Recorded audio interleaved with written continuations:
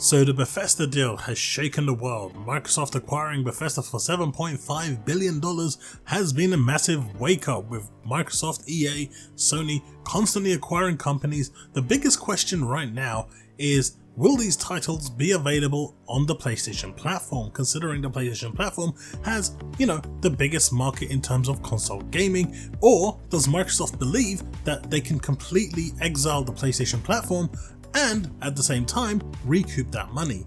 So if you like this sort of content and want to support the channel, hit that subscribe button. It really helps the channel grow. Right, so IGN recently had an interview with Phil Spencer, and they didn't hold any punches back when it came to asking the real questions, and I'm wholeheartedly happy they did this. They asked, is it possible to recoup $7.5 billion investment if you don't see Elder Scrolls 6 on the PlayStation platform? And Phil Spencer responded with an immediate yes. But that isn't all he had to say here. He continued to say, I don't want to be flip about that. This deal was not done to take games away from another player base like that. Nowhere in the documentation that we put together was, how do we keep other players from playing these games? We want more people to be able to play games, not fewer people to be able to go play games. When I think about where people are going to be playing and the number of devices that we had, and we have xCloud and PC and Game Pass and our console base. That will include the One S, the One X, the Series S, the Series X. He says, I don't have to go ship those games on any other platform other than the platforms that we support in order to kind of make the deal work for us, whatever that means. Now, a lot of people on the internet have been commenting and have been pretty frustrated at the fact that they still believe that these games will be coming to the Xbox platform. I mean, if you look at Minecraft, and it's one of the games that they constantly use as an example, that appears on almost everything. But when the acquisition of Minecraft was made, that was already available and is an ongoing live service. Now, if Fallout 76, for example, continues to get updates, that will continue on all platforms. If the Elder Scrolls Online continues to get updates and new expansions, that will continue to be on all platforms. I suspect if a live service online MMO style game like Minecraft or like Elder Scrolls comes out, that can potentially be on all platforms, and this is where I think the case by case comes in. But if you're looking at the specific single player experiences, those, from what he's saying, will be locked behind the Microsoft ecosystem, which is basically PC, xCloud, Game Pass and Xbox consoles. Now, that doesn't mean that you have to go buy an Xbox in order to play these games. Microsoft are providing you with ample opportunity to go whichever direction you want. It's just not going to be on the PlayStation platform, and in all honesty, I'm okay with that. Sony has been buying out companies, and when they bought out Insomniacs, no one blinked an eye. They were more than happy for it to happen, and Sony gained the exclusivity of Spider-Man. It's the way business works. If you acquire something, it's yours, and that is that. Simple fact is, Microsoft has acquired Bethesda. They're under no obligation to give the games to anyone else, and it wouldn't make any sense for them to do so. This simply just goes against everything they're trying to do. At the end of the day, they're trying to grow Game Pass. This is a subscription service, and that will basically provide them with guaranteed revenue, and as we all know, companies love guaranteed revenue. If there's a stream of billions coming in every month from this service, they're happy, right? They've got nothing to worry about because that stream keeps coming in regardless of what's going on, because people are always happy that there's new games on the actual Game Pass. And the whole idea behind the acquisition of Bethesda was to strengthen Game Pass and the lucrativeness of it. And that is exactly what it's done. Releasing games on the PlayStation platform would remove that push towards Game Pass, and that's completely against what Microsoft is trying to do here.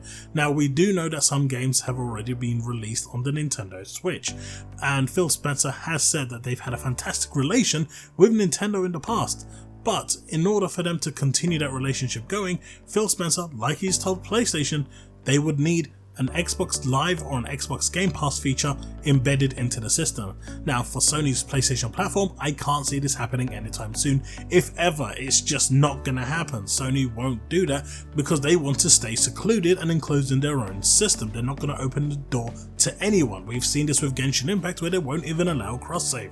Nintendo on the other hand could actually be amenable to this. This would boost Nintendo and actually provide Microsoft with another avenue for Game Pass, and could in fact increase the Switch sales even more as it allows you to play Xbox tier games, next generation games streamed on the device. This would actually be perfect for Nintendo. There are talks that this is in discussion and we may hear something in the next year, but as of right now, that is where I see things at. Now, why doesn't Microsoft openly come out and say these are exclusive to the Xbox platform? Elder Scrolls 6 is exclusive, Doom is exclusive. He can't legally say that as of yet because the deal between them and Bethesda hasn't officially been signed. Though the preliminary agreements are done and everyone has agreed, and pretty much it's just a matter of signing those dotted lines, until that dotted line is signed, he cannot legally say that that game is exclusive to the Xbox ecosystem. He physically cannot say that. It's not possible and he could get into a lot of trouble. Once that dotted line is signed, you will see that so many of these games will magically overnight become exclusive.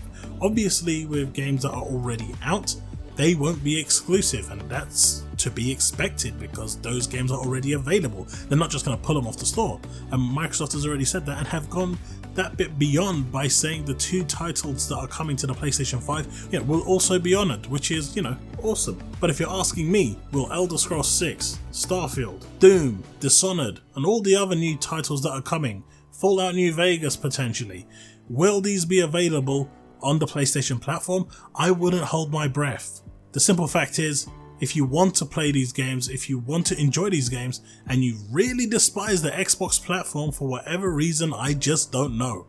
But if you do, you have the PC, which will always be an avenue because that is within the Microsoft ecosystem. You have xCloud, which is also within the Microsoft ecosystem as part of Game Pass.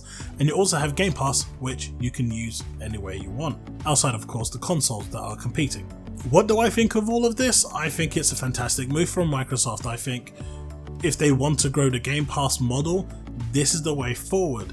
And you'll see more and more companies being bought out, being added to the Game Pass to increase the value to entice more people.